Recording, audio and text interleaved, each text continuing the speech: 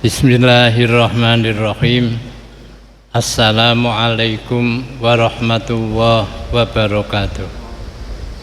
Jamaah zuhur yang dimuliakan Allah, pada minggu yang lalu telah saya sampaikan tentang persoalan fakir miskin. Dalam agama, orang yang tidak dapat memenuhi kehidupan sehari-harinya, dia disebut dengan fakir. Sedangkan orang miskin, orang yang telah mempunyai pekerjaan yang tetap tetapi tidak bisa untuk memenuhi kehidupan sehari-harinya. Jamaah yang dimuliakan Allah, berbicara tentang fakir dan miskin, kita akan menjelaskan siapa orang yang di atas fakir dan miskin. Orang yang di atas fakir dan miskin dikatakan dengan orang kaya. Siapakah orang kaya itu? Kalau kita bicara tentang syariat Allah, orang kaya ukurannya adalah mereka yang mampu untuk membayar zakat, mampu untuk menunaikan ibadah haji.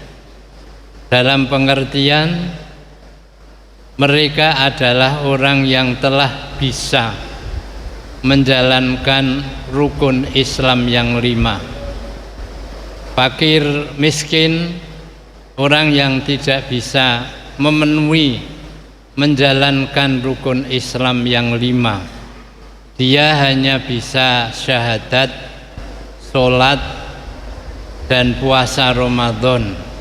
Adapun lainnya tidak mampu untuk melakukan. Dari situ orang fakir, orang miskin ada kekurangan dalam bagaimana dia mampu melaksanakan rukun Islam yang 5. Jamaah yang dimuliakan Allah, berbicara tentang orang fakir dan miskin, kita akan memasuki persoalan orang kaya. Ada hadis yang diriwayatkan oleh Imam Bukhari dan Muslim. Hadis itu mengatakan, laisal ghina an kasratil ard walakinnal ghina ghinan nafsi. Orang kaya itu bukanlah orang yang punya kekayaan yang banyak, harta yang banyak, tetapi orang kaya itu adalah orang yang di dalam dirinya ada rasa puas. Rasa puas inilah yang membuat seseorang itu kaya. Kalau ada orang yang dalam hidupnya, meskipun dia memiliki harta yang berlimpah, tetapi di dalam batin hatinya tidak ada rasa kepuasan, maka dalam hadis yang diriwayatkan oleh Imam Bukhari dan Muslim, dia tidak termasuk orang kaya. Laisal ghina an kasratil ard. Orang gina itu bukan orang yang banyak harta, banyak kekayaan. Nah, dari situ kita bisa melihat bagaimana agama menjelaskan pengertian kaya, pengertian miskin dari hadis Imam Bukhari dan Imam Muslim. Di sini terkandung di dalamnya teori-teori ilmu tasawuf. Jamaah yang dimuliakan Allah, ketika kita bicara zakat, bicara haji, di sini ada kelompok orang-orang orientalis yang mengatakan bahwa konsep zakat dalam Islam membuat orang-orang Islam itu rakus, tamak kepada harta. Dikatakan orang orientalis bahwa konsep zakat itu membuat orang Islam rakus atau tamak dengan harta, karena orang Islam tidak akan bisa melaksanakan rukun Islam zakat, rukun Islam haji, kalau dia tidak bisa mempunyai kekayaan. Untuk bisa menjalankan zakat, menjalankan haji, dia harus mencari harta yang sebanyak-banyaknya. Mencari harta yang sebanyak-banyaknya itulah yang menjadikan orang Islam itu menjadi orang yang rakus dan tamak terhadap harta. Ini kritiknya orang orientalis.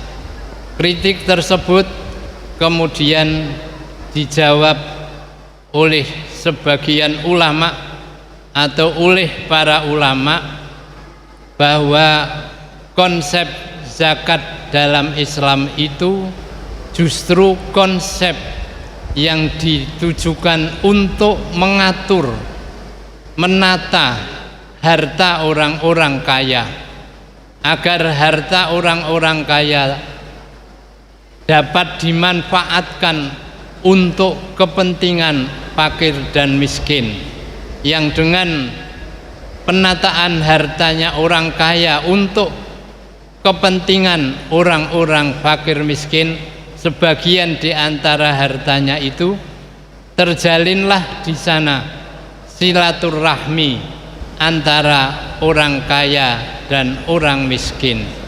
Antara mereka terjadi hubungan persaudaraan. Persaudaraan itu terjalin karena saling memberi, saling memperhatikan. Dengan adanya yang seperti itu, terjadilah silaturahmi antara kita sesama manusia. Jamaah yang dimuliakan Allah, orang kaya yang mau, yang bisa memanfaatkan kekayaannya untuk kepentingan agama, untuk sedekah, untuk amal kebaikan kepada orang lainnya. Orang kaya yang bisa mempunyai perhatian dalam bidang-bidang sosial, mereka akan bisa memperoleh sebuah predikat orang yang soleh sosialnya. Orang-orang yang soleh sosialnya adalah orang-orang yang mempunyai perhatian terhadap persoalan-persoalan sosial, antara lain kemiskinan. Kemiskinan merupakan persoalan yang tidak mudah dipecahkan, dan orang yang bisa memecahkan antara lain adalah orang-orang kaya yang mampu membagikan hartanya, membagikan sebagiannya kepada mereka. Disinilah hebatnya orang-orang kaya yang mempunyai kepedulian terhadap persoalan-persoalan sosial. Persoalan sosial, persoalan yang oleh Allah akan memperoleh pahala yang amat besar. Di antara hadis qudsi yang menjelaskan bahwa persoalan sosial mempunyai pahala yang amat besar, yaitu pada suatu ketika ada seorang wanita lacur yang kesiangan pulang ke rumahnya. Di tengah jalan dia menemukan seekor anjing yang menjulur-julurkan lidah, badannya penuh dengan lumpur kotoran karena dia sedang kehausan. Melihat anjing yang sedang kehausan, dia kemudian menolongnya, mencarikan air, diberi minum, dibersihkan, diberi minum, sehingga anjing tersebut terselamatkan dari kematian yang akan mungkin disebabkan karena kehausan. Tidak lama kemudian orang itu meninggal dunia dari perbuatan yang dia lakukan yang tidak terlalu besar, tidak terlalu banyak, hanya mempunyai kepedulian terhadap seekor anjing yang sedang kehausan. Allah memberi pahala kepadanya surga. Wallahu fi aunil abdi madamal abd fi auni akhi. Allah akan membantu menolong hambanya sepanjang kalau hambanya itu mau memberikan pertolongan kepada orang lain, hamba Allah yang lain. Disinilah bahwa kepedulian sosial seseorang akan mendapatkan ganjaran dari Allah yang amat besar. Bukan sekedar banyaknya ibadah yang dilakukan oleh seseorang di masjid, banyak puasa yang hanya mendapatkan pahala besar, tetapi yang mendapatkan pahala besar adalah pemerhati sosial. Oleh karena itulah orang-orang itu disebut dengan orang yang soleh sosialnya. Agama mengharapkan kepada kita soleh agamanya dan soleh sosialnya. Billahi taufiq wal hidayah. Wassalamualaikum warahmatullahi wabarakatuh.